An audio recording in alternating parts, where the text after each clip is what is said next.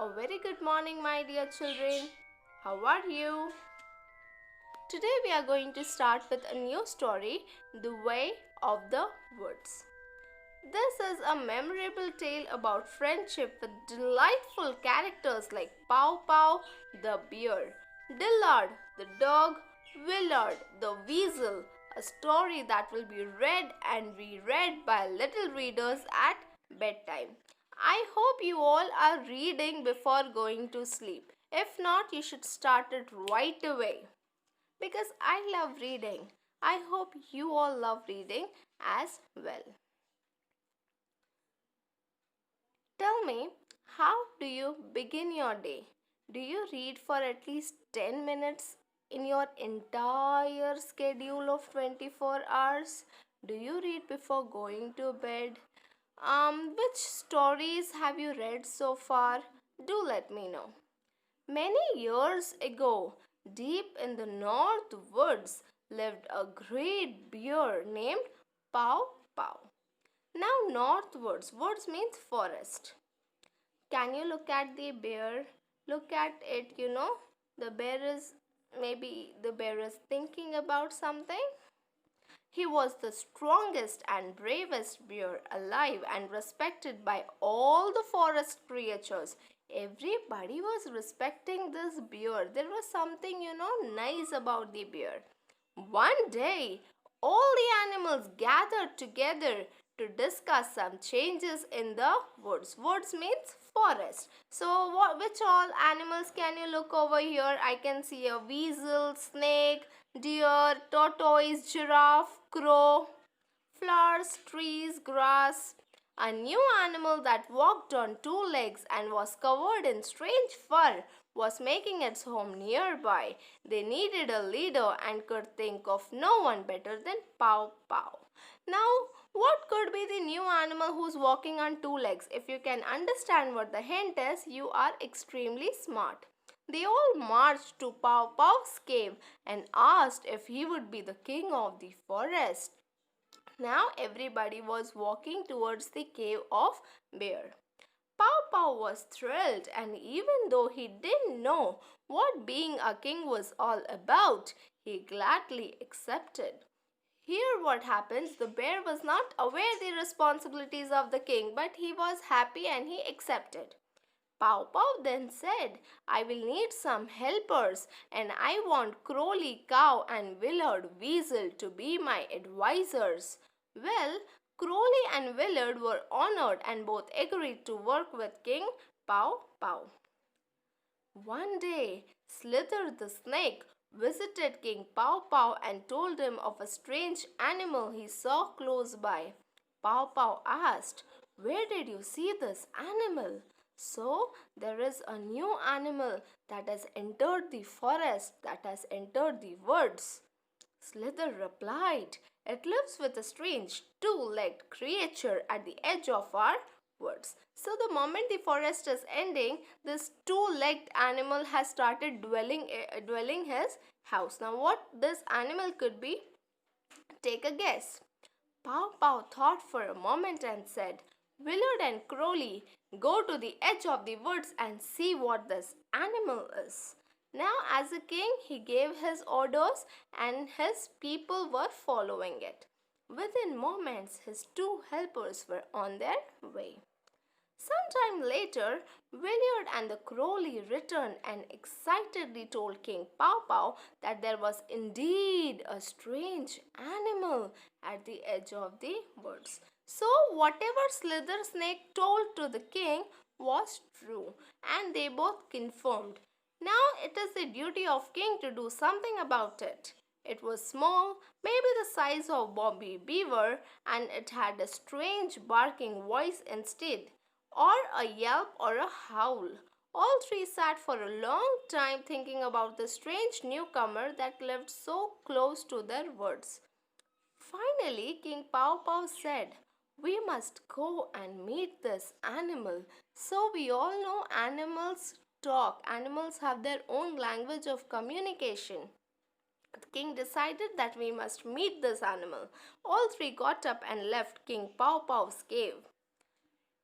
In a short while, they were at the edge of the woods watching the strange animal, King Pow Pow said. Now everybody was looking at the animal. Oh, how sweet! Can you find that animal? Willard, go to the animal and ask what he is and why there is a rope tied around his neck. Without hesitation, Willard scampered across the field and hid behind some piled wood close to the strange animal. They were afraid, so the animal goes behind the log of wood and then slowly they will have a talk. "Sss," said Willard. The strange animal looked around. "Sss, I am over here behind this wood pile," Willard said in a louder voice. The strange animal stretched the rope as far as it could, but not being able to see who was speaking, said, "Please come out so that I can see you. My master isn't around." So, who is the animal? The animal is a dog. Willard came out slowly from behind the woodpile and cautiously approached the strange animal. Cautious because when we meet strangers, we are afraid. "What type of an animal are you?" asked Willard. "I am a dog and my name is Dillard," he replied. "And what are you?" he then asked. "Me? I am Willard, the weasel, representing King Pow Pow, ruler of the forest." "Why are you bound to that stake in the ground?" asked Willard. "My master keeps me tied so I cannot go into the woods," replied Dillard. So the dog has been cautiously kept so that it doesn't go into the forest. "No animal should be tied," Willard shouted. "I shall bite through the rope to set you free. You can then come into the woods and live with me." Here, Willard said that you should not be tied. This is a major important lesson that we must not torture animals. In one mighty bite, Willard set Dillard free. Then the two of them ran across the field and into the woods. After Willard introduced Dillard to King Pow Pow and Crowley, they all left. When they got into the center of the woods, King Pow Pow introduced Dillard to all the other forest creatures. Dillard especially liked meeting Wayne Wolf and Carl Coyote, who seemed to be his cousins. Now, coyote is a type of animal. As the summer passed, King Pow Pow fattened himself on berries and salmon. Dillard and Willard became good friends. So, here this dog was welcomed into the woods and then he met a lot of other animals. One day, Willard sniffed the air. Oh, what a marvelous smell was being carried on the breeze. So, there was some aroma, with the breeze, and so Willard was sniffing and enjoying that. "Chicken eggs, fresh chicken eggs," Willard thought to himself.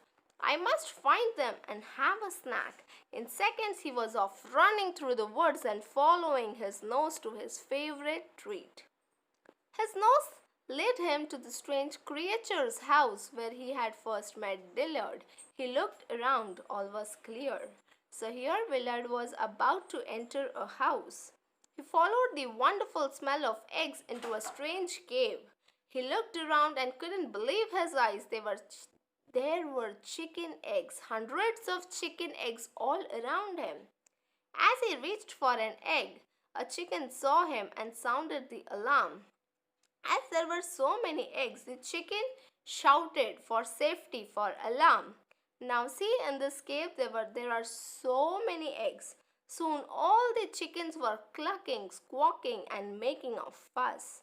All the chickens started making a fuss. How, when teacher is not there in the class, all the children make noise. Similarly, when mama chicken or the elder chicken shouted, all the small chickens were making noise. By the way, do you miss school? I am missing school a lot. Then he heard something behind him. As he turned, he saw the strange creature that lived there. The one that Dillard called master. There was no escape and Willard was terrified. The strange creature looked at Willard and said, "You varmint, "You are the weasel that set Dillard free." "Why, I ought to," but before he could finish, Willard yelled out, "Wait! Don't do anything to me. I can return Dillard to you. Just let me pass and Dillard will be back in a very short time." The strange creature stepped aside and let Willard free. Now, Weasel and this man had an agreement that the moment you will let me free, I will send you back Dillard. And this man knew that Willard is now free. So, what do you think about it? Should the dog be living into the woods or he should be living in this house? When Willard returned to the woods, now we can see what would be the situation. He ran to his friend. "Dillard, quick, follow me. I need your help." Now, what is the help that is needed? We will come to know. The weasel is running and then he's following and going and talking to whom? Talking to Dillard. Well, Dillard didn't hesitate to help his friend and off they ran with Willard in the lead. Means Willard was in front and Dillard was behind. As they crossed the field, Dillard stopped. "What's wrong?" asked Willard. "My master lives there and I'm afraid to go any further," Dillard replied. Here Dillard is afraid of his master. "Don't worry," said Willard. "Your master is not there." Again Dillard followed Willard right into the cave with all the chickens. In a flash, the master had a rope around Dillard's neck. So within moments, what happened? This master came and then tied a rope. He then looked at the weasel, tossed him an egg and said, "Thank you for returning my dog." Willard left for the woods without saying a word. What do you think? Didn't the weasel betray the dog? Dillard remained with the farmer, making sure no weasel or any other varmint ever bothered his livestock. So maybe it was an adventure or maybe it was fate. The dog returned and the weasel went back. Maybe because a dog is a domestic animal and cannot live in the forest.